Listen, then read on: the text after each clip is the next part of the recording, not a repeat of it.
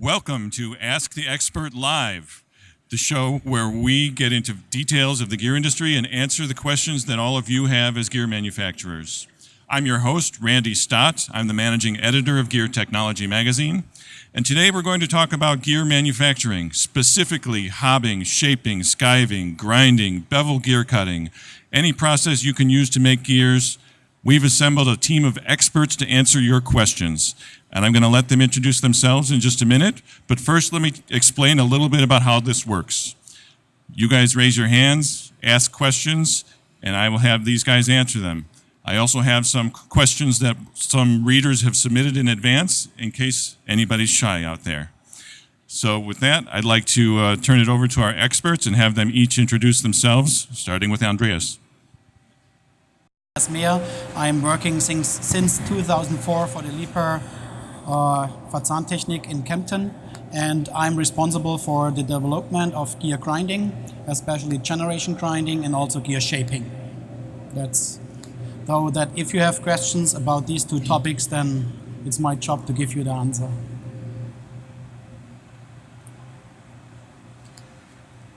My name is Hartmuth Mueller. I'm working since 30 years for Klingelnberg, and so I'm now 30 years addicted to gears. I started my career in the bevel gear world, first in software for grinding machines, then in gear design, gear cutting, and then if you make gears, you also have to inspect them, so I had to learn a lot of things in gear inspection. And for the last 5 years, I really learned that cylindrical gears are not so easy that I thought all the time. There are also some rather complicated things, some challenging things, but that's what I like, thinking about gears. My position is actually that I'm in charge of technology and innovation for the Klingelnberg Group. Well, okay. My name is Deniz Sari. I started my career in gear industry at the Aachen Institute as I made the PhD in gear hobbing. And in 2016, I joined Samputensili and its joint venture StarSU, first as a technology manager. And additionally, in 2018, I took over the responsibility for the sales, for the tool sales in Middle Europe. And our major products are hobs, shaping cutters, skiving tools. My name is Hermann Stadtfeld, and I started my career at ZF, the world's largest gear manufacturing company, with a 3-year apprenticeship, and started to learn gears and hobbing machines and those kind of things from the ground up. Then later I went for a PhD after my master's at the Aachen University, and also that was in gears, and I was already specialized in bevel and hybrid gears. And since that time, I'm in the gear business. I worked for 5 years for Oerlikon in Switzerland, and after that for Gleason in Rochester, New York. So since 1994, I'm working at the Gleason Works, first as Director of Research and Development, and today I'm Vice President, Bevel Gear Technology. And still suffering under the feedback. All right, thank you, gentlemen, and welcome to the panel. I'd like to open up the questions to the audience. If anybody has a question for these guys, please go ahead. Matt Jaster from Gear Technology Magazine. What factors should be considered when deciding between shaping and skiving a part? Okay, good.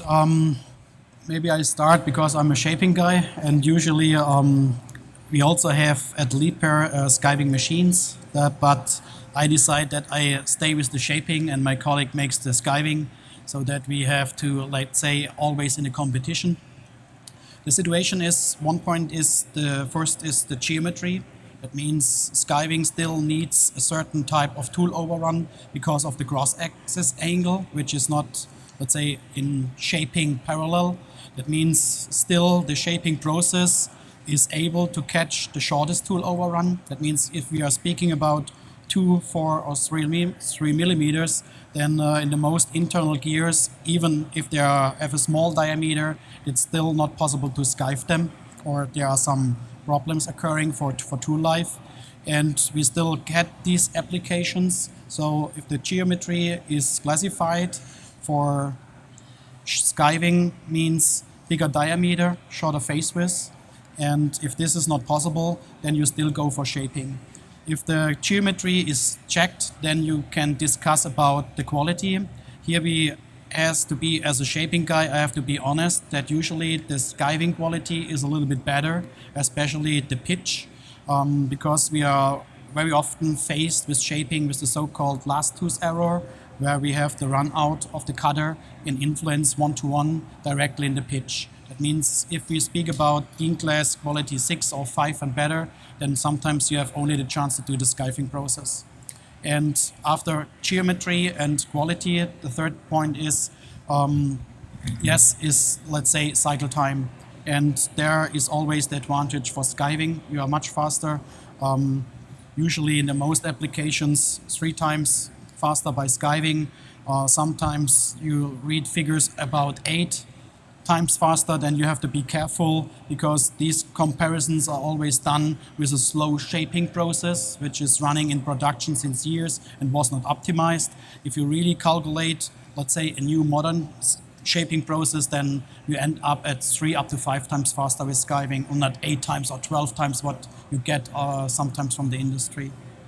These are the 3 factors what you have to decide for. He's fully right. One big advantage of skiving is that you can apply flank form modifications. This is much easier. This is very hardly possible with shaping. But with power skiving, you can apply flank form modifications. And since I'm out of the bevel gear world, in bevel gear we call this helical motion modified roll. So we can use little superimposing motions to modify the flanks. We can make a twist compensation.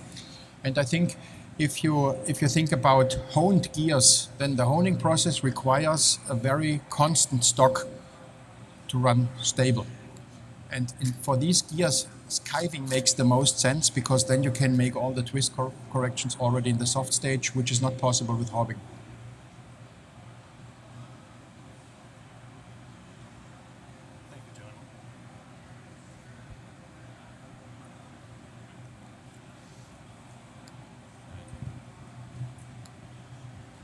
Thank you, gentlemen. I have another question from the readers here. What is the impact of hob surface finish and edge preparation, especially for high-speed dry hobbing? Well, we see a trend to the dry hobbing, like you said. That's correct. And if the productivity pushes the process to the limit, then the whole process is getting very sensitive. And in this case, we have to take a certain look on the edge preparation, means the radius of the cutting edge, the shape of the cutting edge, and the even shape along the whole cutting edge over the flanks, over the tip. And due to the fact that the dry hobbing has the problem if the cutting process won't work very good. You can have some sticking chip issues, welded chips on the flank and so on. And with a very good prepared cutting edge on a certain radius, you can handle this issue much better. So this is that. The question for the surface finish of a hob, this is more a different question. This is what we see improves your tool life of the hob afterwards. Means when you are able to reduce roughnesses on the flank of the teeth of the hob, then you can avoid having any critical peaks quite close to the cutting edge, because these critical peaks are more or less directly the weakest point of the cutting edge. And if you can reduce the roughness, try to avoid having critical peaks, then on top you can gain higher tool life. So you see these are 2 different points, cutting edge preparation and surface finish, but of course both of them are very important to handle in combination. Anybody else? Very good, thank you. I'd like to remind the audience you can raise your hand at any time if you have a question. What are the new challenges for generating grinding of E-drive gears? Well, the biggest challenge is that these gears should last. With E-drive gears, we have very high peak loads. This means we have 2 things. We have a very high RPM and we have very high peak loads. This very high RPM is the challenge for this is that we need to learn something about noise behavior if we run 20,000 RPM. If you are, let's say, in combustion engines, maximum 6,000 RPM, then often micro undulations on the flank could be critical to noise, but if you run 20,000 RPM, very simple things like run out, like wobble, these things become interesting. And I'm afraid that we will need to make quality-wise a big jump towards quality 2 or 3 if we want to have noise-reduced E-drive gears. Other thing what we need to address is, especially for the root fillet radius, just a simple circle will not be enough for the future. So we need to optimize the root bending stress area to avoid tooth breakage on E-drive gears. 2 things, noise and load carrying capacity. Yeah, due to the peak loads and due to the high RPM and the NVH behavior, it is also like, for example, we use higher electrodes and the finishing operation. You can make a very nice calculation and optimize, and then you're not able to manufacture. So people look at finish hobbing, they look at grinding and at holding. And each of those processes needs to be capable of doing flank form modifications for the peak loads, for the efficiency, and also for the NVH behavior. So those are links from profile browning, flank twist, or even topological form corrections. And I think that is where everyone today's machine, as well as the software for designing those gears, capable of considering those factors.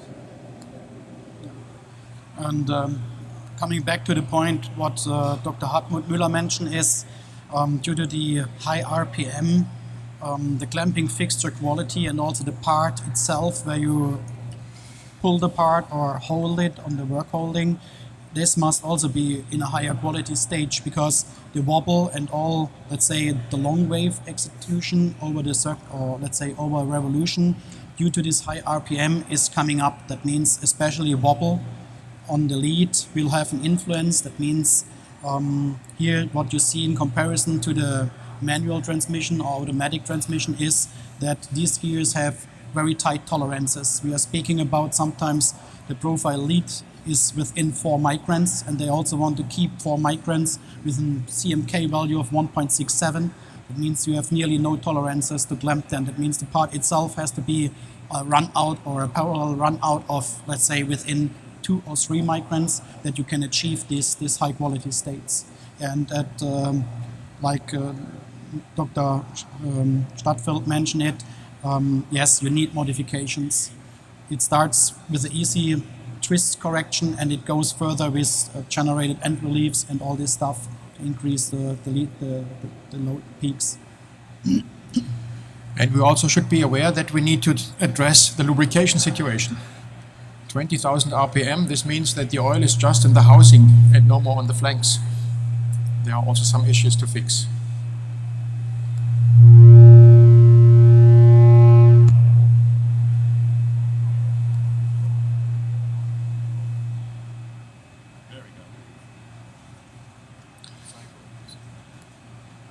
I had a paper on psychoacoustic.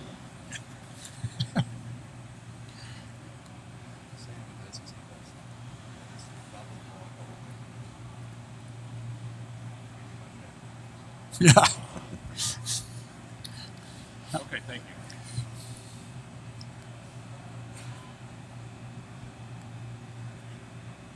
Check.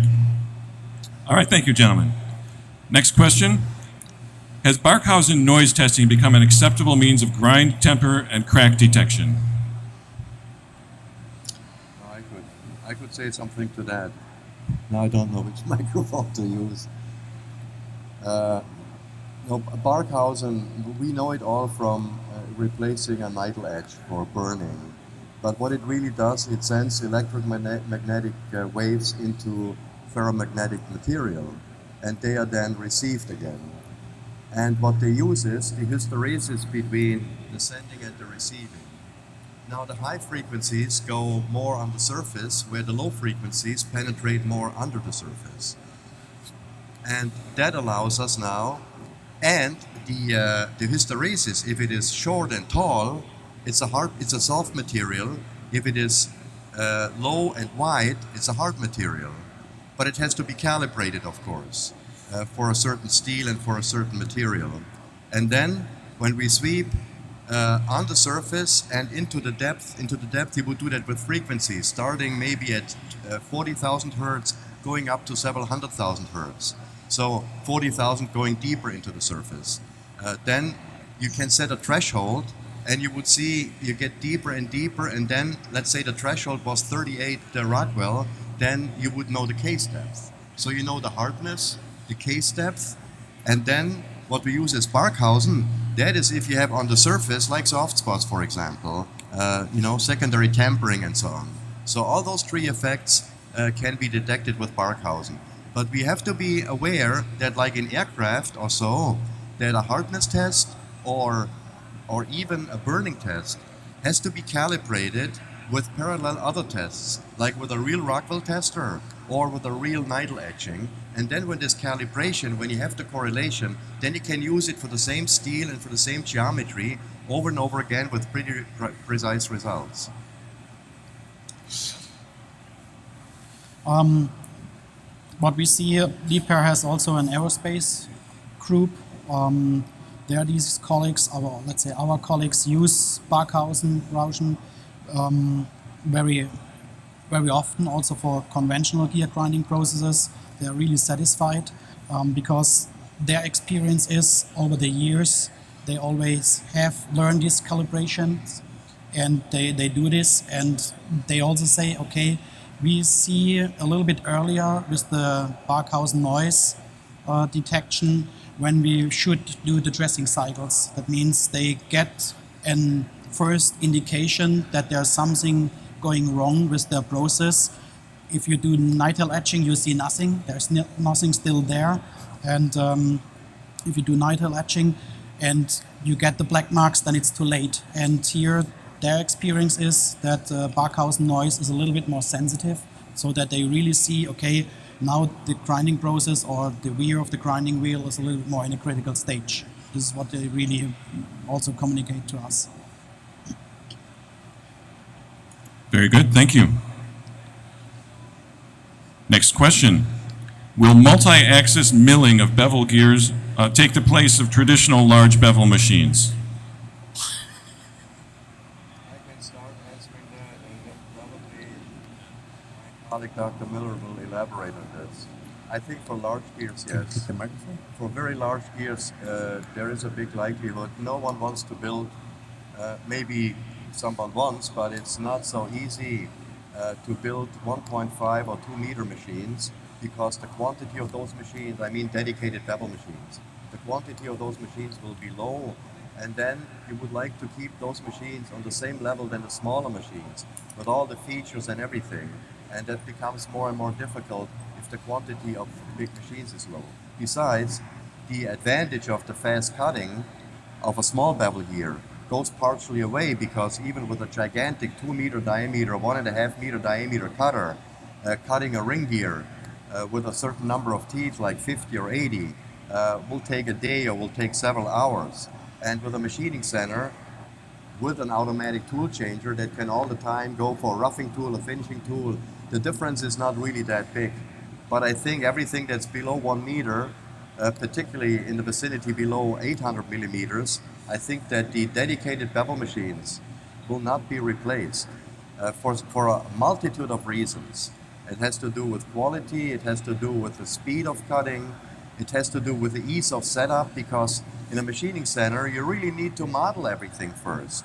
And then you don't really have, Dr. Müller mentioned that once, if a bevel cutter makes undercut, and then the machining center person says, oh, I can avoid that because my mill doesn't go there. Then Dr. Miller said, but the pinion needs that undercut, otherwise it can't get through mesh, it will have an interference. And all those things are automatically in sync if you use dedicated bevel machines. And in machining centers, it's more artificial. We need to talk about the market size. We have 2 bevel gear cutting machines for module 50, 3 meters.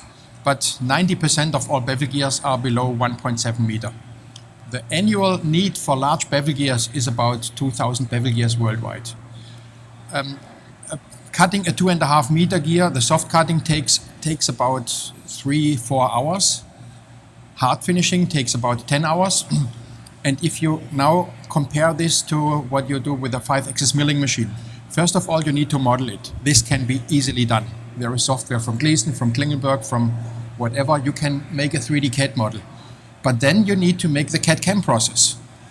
Yeah. And believe me, the CAD-CAM process takes more time than the machining afterwards. So the lead time is, of course, short because you can take the tools from the shelf. But my argumentation is always, if somebody wants to make 5-axis milling for bevel gears, he will only, and then most of the people say, well, maybe sometimes I need it, sometimes I don't need it, and I can use the machine for other topics, like, for example, prismatic parts machining. My argumentation is always, if you only need once or twice in a year these gears, buy them from the market. You don't have to bother with quality, you don't have to bother with post-processing, with software, and to be honest, if you really want to be sure that your gear is perfect, then you need to inspect every teeth, because you don't have the beauty that in a continuous phase hobbing process, either all teeth are good or all teeth are bad. So it's enough to check 3 teeth and you know everything about the gear. In 5-axis milling, we would like to sell a lot of big inspection machines, but that's not realistic. So I think it is possible, yes, for soft machining it works reasonably good. But for hard machining, you need to spend a lot of time. You need to be sure that, well, a 2-meter ring gear hard machining, if you have the lines by 0.1 millimeter distance, it takes about 30-40 hours to finish this gear. And for this time, the machine must be thermally stable and the tool should not wear out significantly, which is not possible. So you need to have sister tools with exactly the same geometry. It's not that easy. What I think is, if you have gears up to 1 meter, their soft machining 5-axis makes sense, because then you can use afterwards a grinding machine to finish grind it.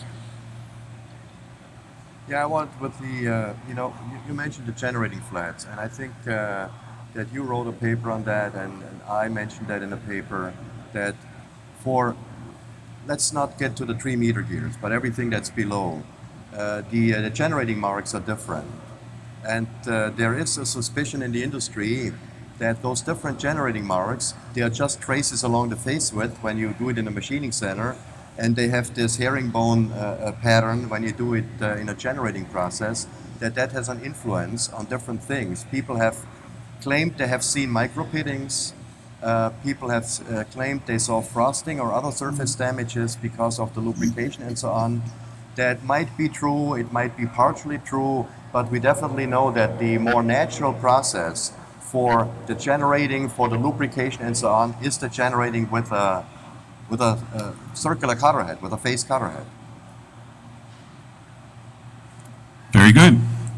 Along the same lines, do you see a continued move from hobbing machines to tooth cutting on multi-axis lathes and machining centers? We do.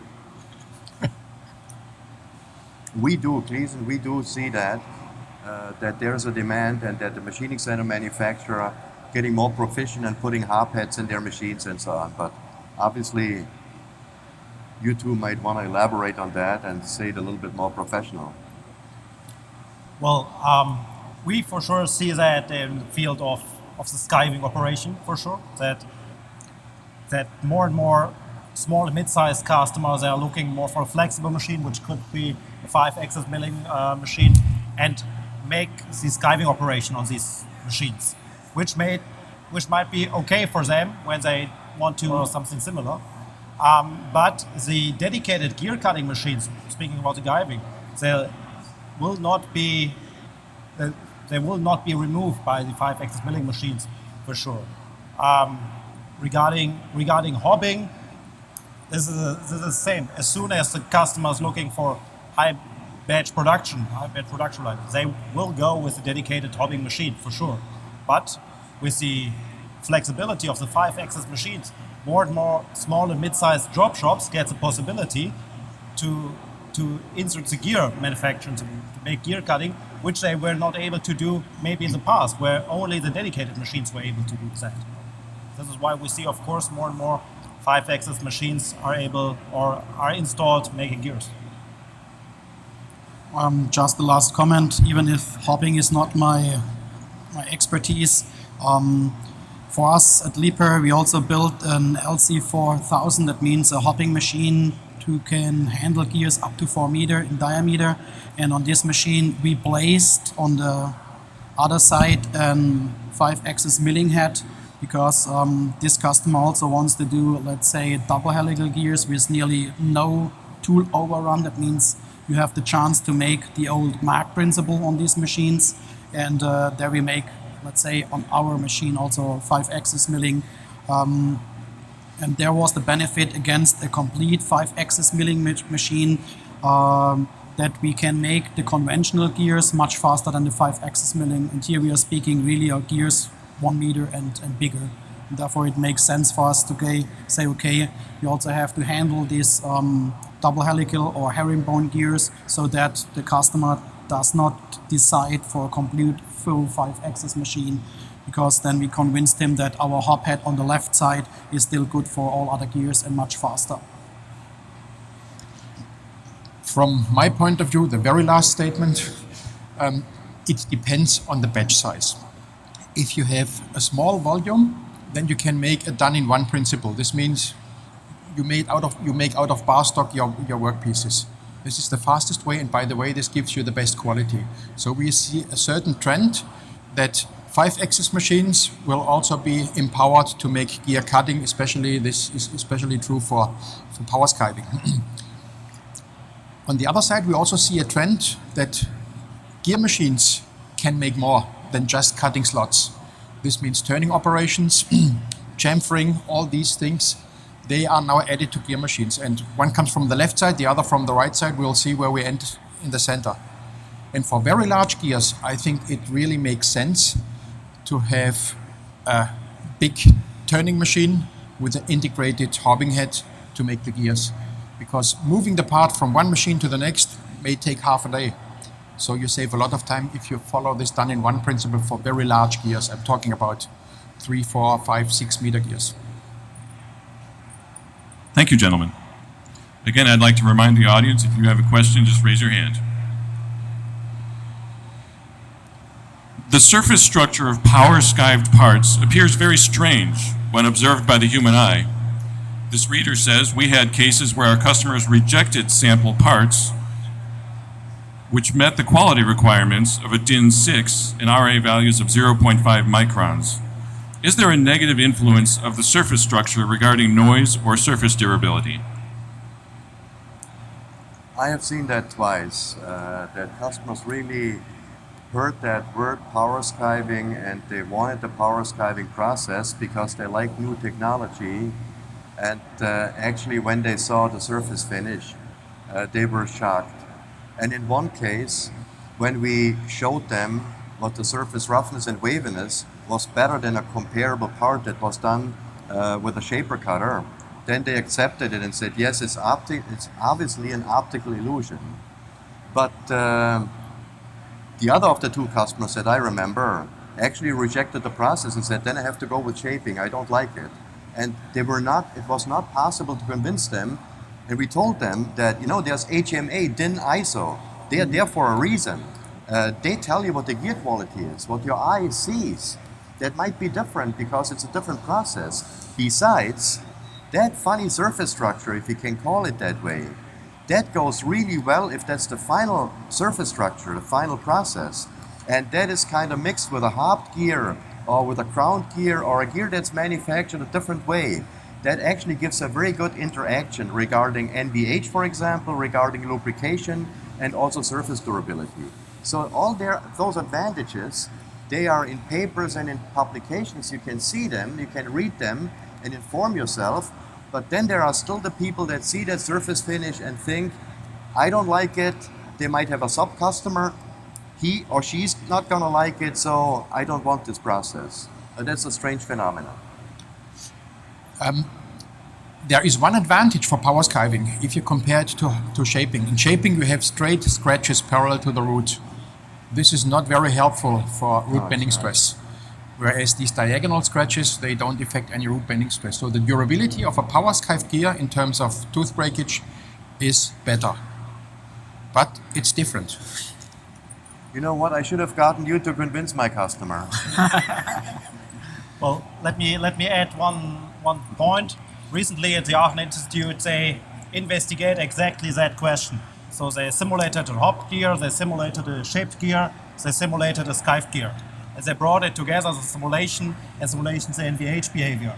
And what they saw, what the simulation says, is exactly what you say, that in case you combine the different surface structures, every combination with the skived surface, with the skived gear, shows a better NVH behavior compared to hopped or shaped hop, something like that.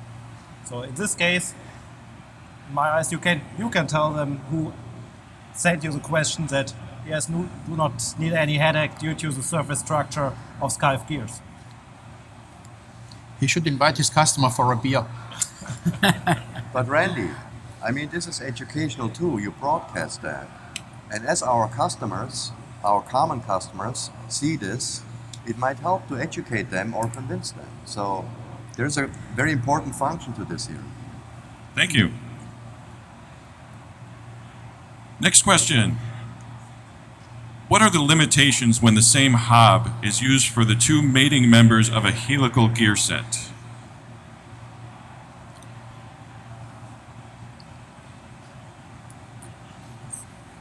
Something similar was once a question in gear technology as the expert. So I could give the answer that I remember from then. It is like if you have a high helix angle, and if you have, for example, a 2-start or 3-start hob, you have to tilt it too much to the one side and too little to the other side, and you get flank form distortions. You can get mutilations, flank form distortions, and then it's better to use either a low start hob or even use a left-hand, right-hand hob or something like that. This is, I think, what the reader probably was meaning by this question. Okay, thank you. In gear shaping, can a CNC helical guide be used to create asymmetric lead modifications on a gear? Yes, for sure. We discussed this point also for skiving, that really the skiving process is very fast to make lead modifications. In shaping, this usually was done with a cam system. That means you have to change the cam with a special, or you give this cam a special curve to make the crowning, but then the crowning is symmetric. With a CNC guide, you are able to make also the crowning symmetrically, and you also do this by single flank cutting. You make first, let's say, roughing and eagleizing, or the semi-finishing and the finishing. You make a double flank, and then you create, let's say, a banana shape, and then to make the crowning on the other side, you switch over to do this in single flank, and therefore, during to do this in single flank, you also can make, yes, a lead modification, angle, and also crowning straight on left flank, and with crowning and the taper on the right flank. That's possible. But you lose, due to as an additional finishing cut, you lose a little bit time. Means with these modifications, you have to keep in mind that the cycle time becomes a little bit longer. That works better for power skiving. And that's a little bit easier in power skiving. Yeah, you always can do this in double flank. That's correct, yeah.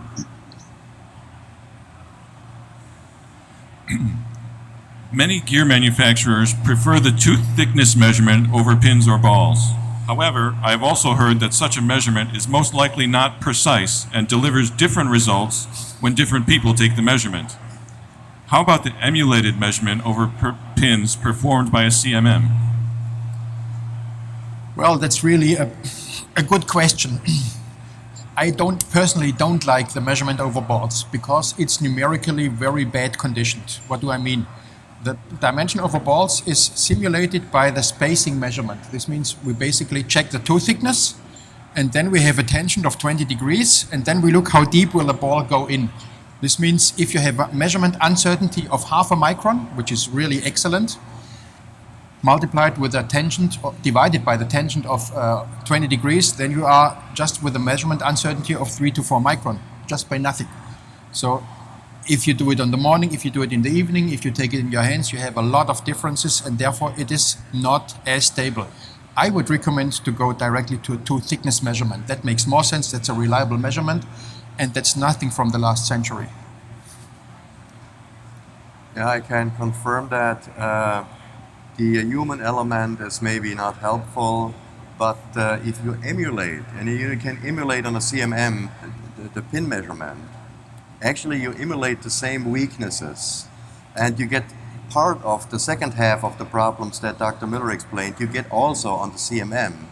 So I had customers, they say, the pin or ball measurement is not acceptable, and you emulated one, doesn't really help them because it shows the same kind of weaknesses, and what they like is the real tooth thickness measurement. Go at the pitch point where ACMA, DIN, and ISO says you should measure the tooth thickness, and there you can theoretically calculate it and you can precisely measure it. That's right. Yeah. Thank you. This next reader asks, my company uses a set of plastic beveloid gears with a cone angle of 5 degrees each. We'd like to do a quality check before assembling, for example, a double flank test. Are there simple angular roll testers available for such a compound check? Something like that has been done at the Aachen University recently. I was not involved. He wasn't involved. I read the paper. What they did was, and it makes a lot of sense, they reversed the two. If you want to measure the two plastic gears together, then you could reverse them, and you could do it in a parallel axis roll tester. In a double. You might now say, oh, I measured the heel of the one with the toe of the other, but they mesh the other way around. You know, the heels mesh with the heel and the toes with the toe. In that case, and if that manufacturer really is serious about this and wants to make a quality control of quantities over maybe many, it doesn't have to be big quantities, but over many years, it is advisable to make master or reference gears from steel, and they can be used the other way around, and then the parallel tester will actually show for individual plastic gears a very objective test result. And it's a simple off-the-shelf testing machine then. Thank you. Straight bevel gears made with the Coniflex method show a curved root line. Is there a possibility to make a straight root line using the Coniflex technology? I suppose Dr. Mueller doesn't want to answer it, but he could. No, there are two things. The curved root line is often objected. Or not objected, not by people that use Coniflex in the past, mostly by people that's starting to use Coniflex. They say, but it has a curved root line. Is the root deeper in the middle? Is there more bending forces? But as the root gets deeper in the middle, the tooth thickness gets bigger too. And the tooth thickness is calculated by the square, the moment of inertia, is calculated by the square of the tooth thickness. So we deliver from the force application point to the root is only a linear increase. That would be negative, but the positive effect is to the second order. So it's actually getting better, but it's not really only getting better. You really have to look at the calculation. And we found that if the cutter radius is below 40% of the face width, then you're having a sink in the middle that provides you higher strength as if the root was straight. If you go beyond that, use a smaller cutter, and that dimple in the middle gets deeper and deeper, then the effect reverses. But up to 40% of the cutter radius, the effect gets better and increases the strength of the gear set. However, the question was, can I make a straight root line? Yeah, if you use an infinite big cutter, use a 10-meter cutter and make a gear like that. And now you say he's goofing with us. We can't use a 10-meter cutter. But we developed a process, it's called Unimill, and since we applied it for Coniflex, we called it Uniflex because it's a special process using a Coniflex cutter, and the cutter goes in and makes a pendulum motion, makes a stroke motion, like other straight bevel gear manufacturing processes of the past did. And then the root line gets straight. You could use a 10, 12-meter cutter, and the dimple in the root is maybe a micron or something. And the process would still be a generating process using the original Coniflex features, like depending on what I was saying about generating flats and so on. It's still not a machining center process. It's still a bevel gear manufacturing process with the original cutter. I fully agree. That's the possibility to make a pendulum generating motion. Unfortunately, this takes a little bit more time than just plunging in and generating, but then you get a straight root line, that's for sure. The other alternative is that you use a hypocycloid approach instead of epicycloid approach. There you can also make straight bevels with the phase hobbing method. But I have to admit, you can't grind it with this process. There is no grinding process for hypoflex, only a cutting process. Whereas with Coniflex, you can use, instead of the disc cutter, you can use a CBN grinding wheel, and you can grind it, of course. It is correct. He's nice to answer partially my questions, but we have always a good understanding. You can actually do the same thing on a grinding machine. You put a 9-inch Coniflex grinding wheel on the machine, and the process, the Uniflex process, simulates a 10-meter grinding wheel, and it's the same effect. However, from what you said for the time, I found, and that's maybe interesting for the listeners here, I found that people that make straight root lines with a two-tool generator, where you go with a two-tool generator in stroke motion, they found, and that's the ones that object normally the curved root line. If they look at this Uniflex process with the 9-inch cutter going in a stroke motion along the face width, we have found that the manufacturing time is the same or shorter than on a two-tool generator. You have a carbide tool, not high-speed steel. You got good tool life. The cutter runs 4 times as fast, or the surface footage is 4 times as fast, and so on. And that all plays for you. So really, comparing it with two-tool generator, straight bevel gears, which are plenty of them out there still today, that Uniflex process with the stroke motion is absolutely viable and economical, interesting. Very good, thank you. I'm going to switch back to gear shaping here. And the question is, what is the relationship between the helix angle and the maximum stroke speed on gear shapers with a CNC helical guide?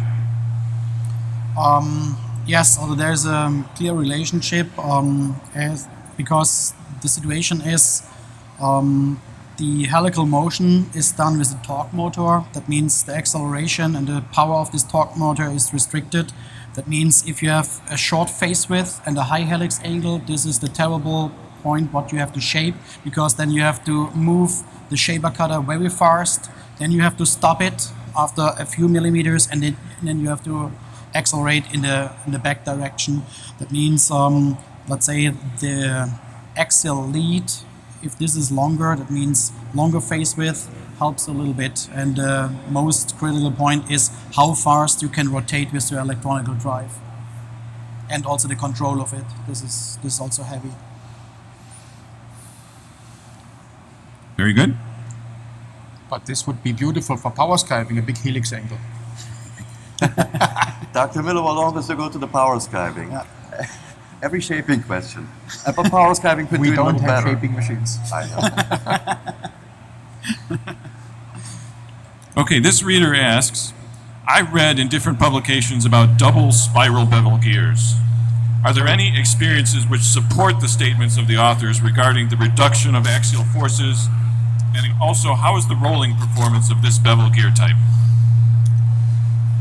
This question might be asked because Dr. Müller has actually published in a paper an interesting investigation. We were always, the traditional bevel gear people were always against that because we know why. But he came up with a really fundamental proof why, and you'd probably like to explain that now. This is basically, the trade name is a cosine bevel gear, and you have 2 contact patterns because the shape of the tooth lengthwise shape is like this, and then you have 2 contact patterns. First view, this seems beautiful because you can compensate any axial force. But if you look on the loaded contact pattern and on the loaded conditions, then you see the misery, because you have a dedicated load concentration in the middle. And if you compare it to a regular spiral bevel gear, just the size of the contact pattern is significantly higher on a regular spiral bevel gear than on this sinusoidal shape. And therefore you have a lot of Hertzian pressure.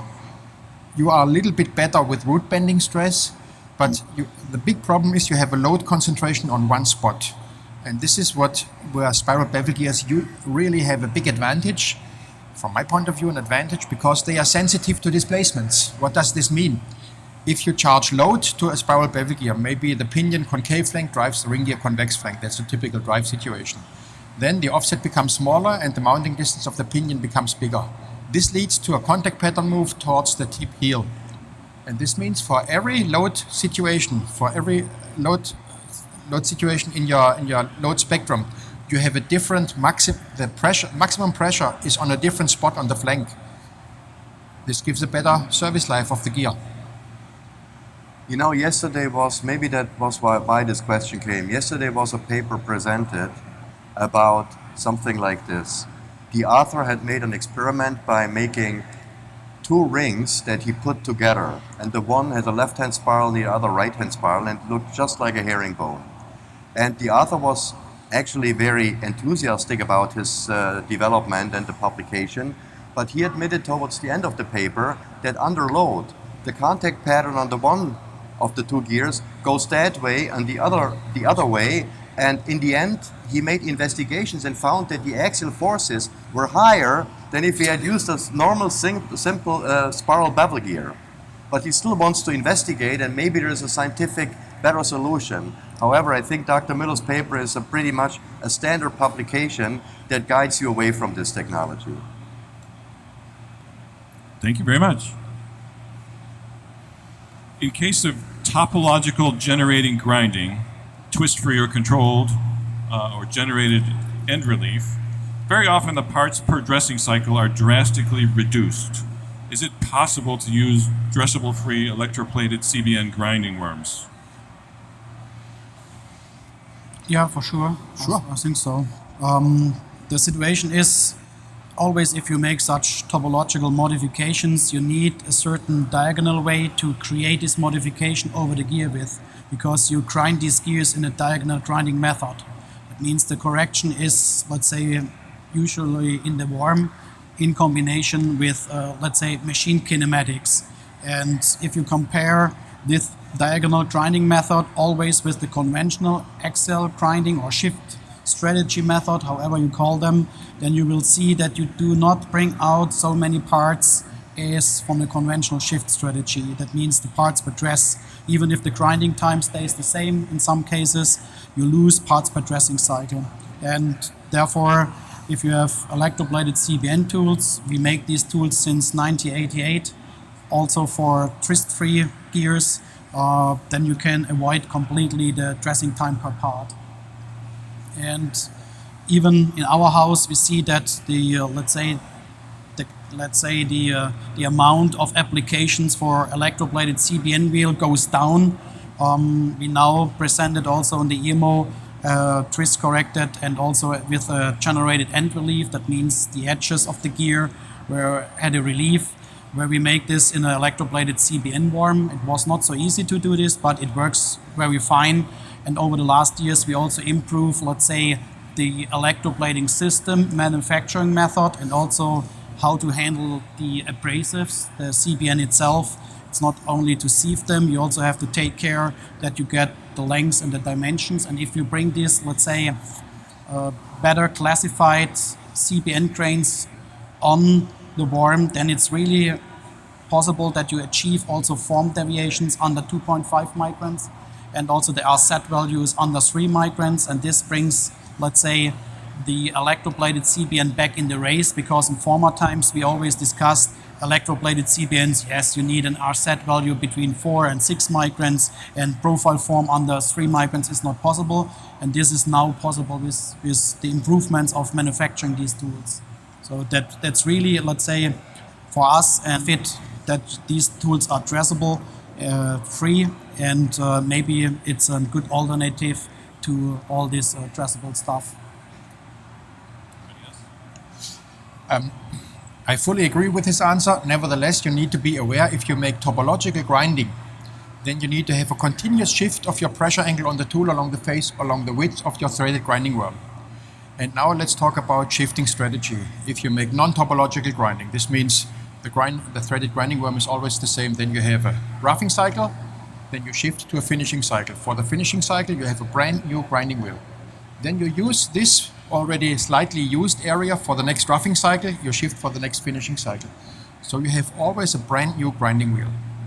If you go to topological grinding, then you need to make a diagonal shift for roughing and for finishing. For the next gear, again the same. So you have you have a much higher load on your threaded grinding worm because you use an already slightly worn out grinding worm for making the next gear. And for this reason, you need to increase the dressing frequency about 30 to 50%, depending on the face width. And this also applies, of course, to the CBN worms. If you compare a CBN worm, topological, non-topological, you also see a slight difference in tool life. But of course, I have to admit there is no difference in cycle time because you don't have dressing with CBN tools. Okay? Thanks. Very good. Thank you very much. If there aren't any more questions from the audience, I'm going to give you one last chance here. Alrighty then, I would like to thank our experts for participating today and giving this great educational information. And anybody who wants to learn more and watch more Ask the Expert sessions, you can visit our website at geartechnology.com/TV. Thank you. Thank you.